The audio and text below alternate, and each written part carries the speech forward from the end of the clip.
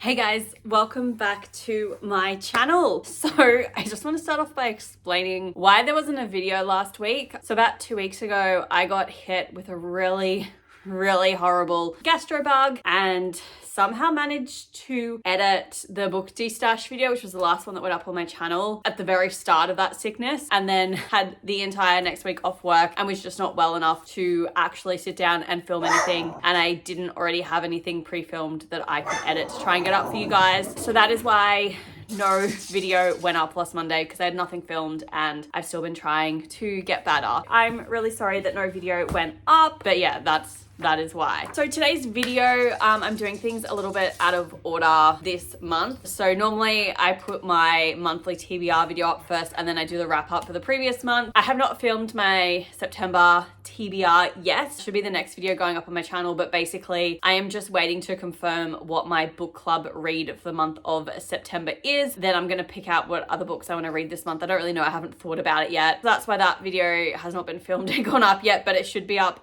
the following week for you guys, but just wanted to let you know that. Let's just get into the books that I did manage to read in August. So the first book that I picked up was Kingdom of the Wicked by Kerri Maniscalco. Now, if you saw my August TBR video, I ended that video with saying that I wanted to pick up this book in this series. And I got really excited about picking this book series up, and I was like, I think I'm gonna read it first. And I did decide to pick this book up first and read it. Well, first of all, this book was a 4-star read for me. I was a little bit disappointed when I was reading it, just because I found the writing style a little bit juvenile, childish at times. I am aware it's a YA fantasy and it very much reads like a YA novel, and that's kind of like my one big sort of gripe with it, is that it did read very YA. And I reckon if this book had been released like 10 years ago and I'd picked it up, I would have loved it, would have really enjoyed it. But as like a 30-year-old, I didn't love it, so that's why I gave it 4 stars. I'm going to speak about the whole series actually, because I didn't read them in obviously I read them in order, but like I didn't read them one after the other.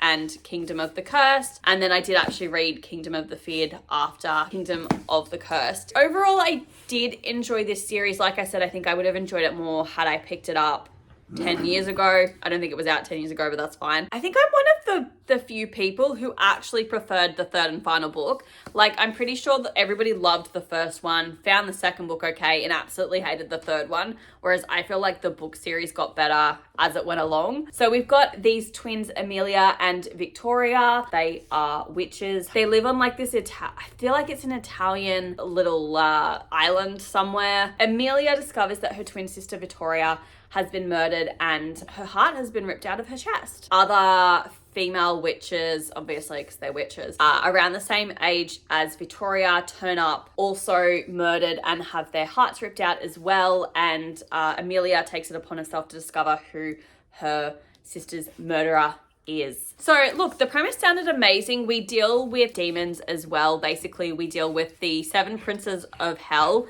and they all embody a different one of the 7 deadly sins. I wanted the 7 deadly sins thing to be more than it was. I don't feel like it was done properly. And my biggest also issue with this series is that I felt like the author took every single opportunity possible to basically just throw in random vulgar sex scenes. Bride is looking, he needs to get a bride.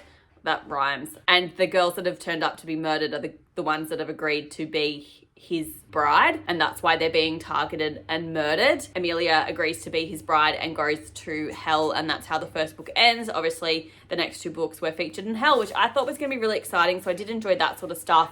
But anytime one of the princes were having like a party at their place and she'd go to their house, because they all have mansions, we would have multiple just like descriptions of different, demons and people partaking in sexual acts, and I just didn't think it was like necessary every single time to just write about it and bring it up. And it's like, okay, I get it, like people are indulging in their sins and having sex and it's all on display. So look, I did rate the first book 4 stars. I also rated Kingdom of the Cursed 4 stars, and then I did rate Kingdom of the Feared 4.5 stars because I did enjoy it a lot more. There's not so much I can say without like spoiling it, but I did enjoy the plot twist. Thought it was a little bit of like a cop-out of who Victoria and Amelia actually are in the grand scheme of things. But look, I did enjoy it for what it was. I understand why people have issues with the series, but for the most part, I did enjoy it. Probably wouldn't pick it up and reread it. The book I picked up in between Kingdom of the Wicked and King of the Cursed was Chef's Kiss by TJ Alexander. Now, this is a queer romance. Now, in my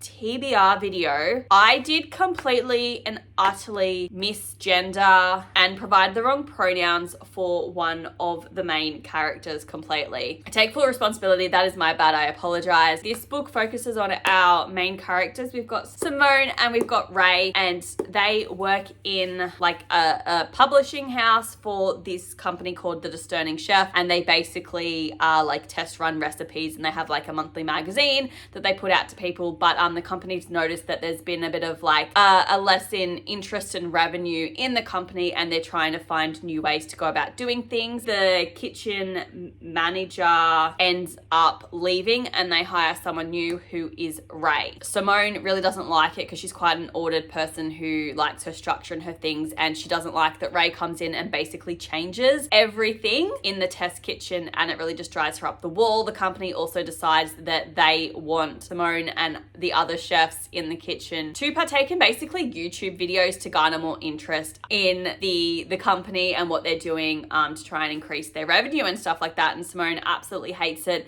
And then one night by mistake, Ray ends up getting drunk and filming how they do brewing of beer. It gets filmed. The video editor was also drunk. He's meant to upload it to his own personal private YouTube channel and accidentally uploads it to the company's YouTube channel, and it goes viral and everybody loves Ray, and they decide that they do want Simone and Ray to actually make videos together. Both of our characters are queer. So Simone is actually bisexual. Ray is actually short for Rachel. So Ray doesn't like the name Rachel, prefers to go by Ray, and is actually in the process of transitioning. They do also come out as being non-binary at the company, and it causes a whole heap of issues. I rated this book. It was my only 5-star read for the month. I really loved Simone and Ray and their relationship that they were building together. I thought they were adorable. I loved the kitchen chef aspects of it. I thought it was fantastic. I really loved the queer romance, and Simone's roommate is also transgender woman as well. Really eye-opening and brilliant, and I really enjoyed it. I do know that there is actually a sequel called Chef's Choice, and it does focus on the roommate of Simone, so I am really excited to pick that one up. It's apparently been out for a couple months now, but I've not seen it in bookstores anywhere. I haven't really been looking for it though, because I didn't know it was a sequel, so definitely going to track it down and pick it up because I thoroughly enjoyed this novel. It was a 5-star read. I loved the romance. I loved the kitchen aspect. I really enjoyed the queer aspect as well. So that was my 5-star read for the month. But then the next book that I picked up was Hang the Moon by Alexandria Bellefleur. Now, this is the second book in the, I guess it's a contemporary series called Written in the Stars. I have read the first book. So Hang the Moon basically focuses on Brendan and Annie. So Brendan is the brother of Darcy, who is the girl. It's Darcy and Elle feature in the first book. And so Brendan is a business partner of Elle. He is the owner of One True Pairing, which is basically an online dating app. Essentially works the same as, I guess, like Tinder and Bumble, except that their focus is more on finding like true love for people, less so much the one night stand that Tinder and all that is. I just thought it was gorgeous. So Annie is actually Darcy's best friend since they were kids. Brendan's always had a little bit of a crush on her, and basically she travels the world for her job, and she ends up taking a position in the London office and getting a couple weeks off work. So she decides to come to Seattle and surprise Darcy to spend some time with her, to let her know that, hey, I am going to be moving to London. Brendan takes it upon himself because she doesn't believe in like love, because she's had some unsuccessful romances in the past. So he decides to take it upon himself to convince her that love is real and true and worth it. And I thought this was adorable. I loved it. I rated it 4.5 stars. I actually got gastro in the middle of reading this. Did not have the brain capacity to finish reading it, so I ended up downloading the audiobook through Audible. I absolutely hated the narration for that. The lady that was narrating it, terrible. I hated it. I couldn't stand it, but I physically couldn't read this book and pay attention. I knew I had to finish it because I had like 3 or 4 books that I needed to get through. I also felt like they read it too slow, like much slower than me. So I didn't enjoy the narration, but I still enjoyed the book for what it was. I loved Annie and Brendan, one of my favorite couples. I also liked Darcy and Elle more in this. I didn't really enjoy them as main characters, but as side characters, I did enjoy them, and it was cool to kind of see their relationship and how it was all going. And then obviously the next book I picked up was the 3rd and final book in the Written in the Stars companion series, and that is Count Your Lucky Stars. And this does focus on Margot and also Olivia. So Margot and Elle are business partners, and they do like horoscopes and stuff online. Margot does more of like the back end stuff, whereas Elle's more like into doing like palm readings. And so in the first book, they paired with Brendan to kind of bring like astrology into the One True Pairing app. That's kind of how they all met. So Margot is really good friends with Brendan. Obviously, she's best friends with Elle. This is gonna be a bit of a spoiler, so I do apologize. Brendan and Annie are getting married. The venue where they're getting married actually has a fire and burns down, so they can't be there, and they've got like 3 weeks until their wedding date. The company Olivia works for ends up taking over planning their wedding, and Margot and Olivia actually used to be best friends when they were in high school. They've always had crushes and been in love with one another. They end up spending a week together, and then something happens, and then they basically go to 2 separate universities and never speak to one another again until Olivia rocks up at one of the wedding planning things that they are doing for Brendan and Annie's wedding, because Margot is the best woman, and it's basically just a second chance romance, them working out what happened, realizing that they interpreted things wrong when they were teenagers, because we all do that. I think this was my favorite book out of the series. I absolutely loved Margot and Olivia.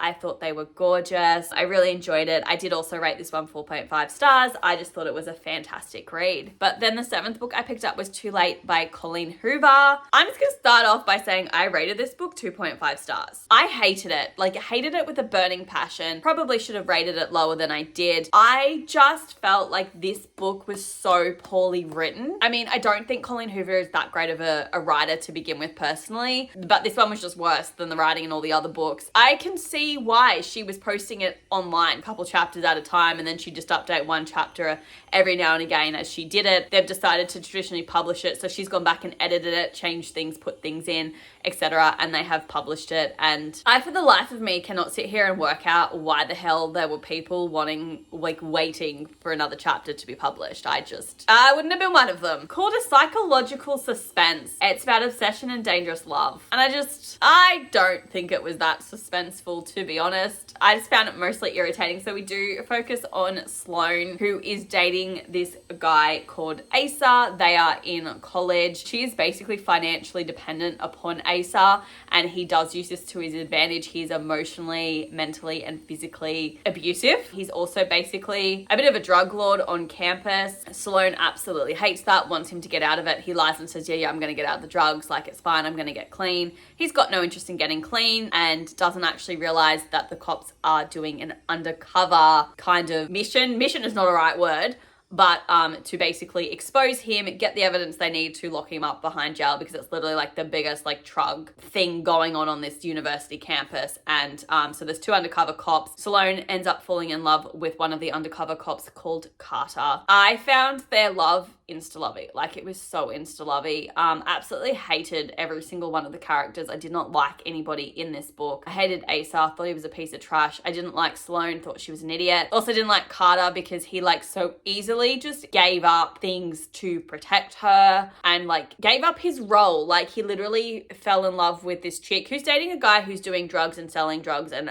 knows it. I did not enjoy it at all. I thought it was terrible. I forced myself to read it. Thank God it was a quick book to read, but it wasn't good. I didn't enjoy it. I would not recommend it. It is definitely one of my least favorite books by Colleen Hoover. I mostly just regret the fact that I spent money on this, and that's all I have to say. So the final book that I picked up was The No-Show by Beth O'Leary. So this novel is the book that we selected to read this month for my book club. This is also a reread for me. I did read it for the first time last year. I technically didn't finish this book in August. I finished it yesterday on the 1st of September, but I'm including it because I read majority of the book in August, so I feel like it should go to August instead of September. So this book does focus on basically three main characters. So we've got Siobhan, Miranda, and Jane, and then the love interest is Joseph. And basically, all of these three women are stood up by Joseph Carter on Valentine's Day. Our point of views do alternate. You pretty much always go Siobhan, Miranda,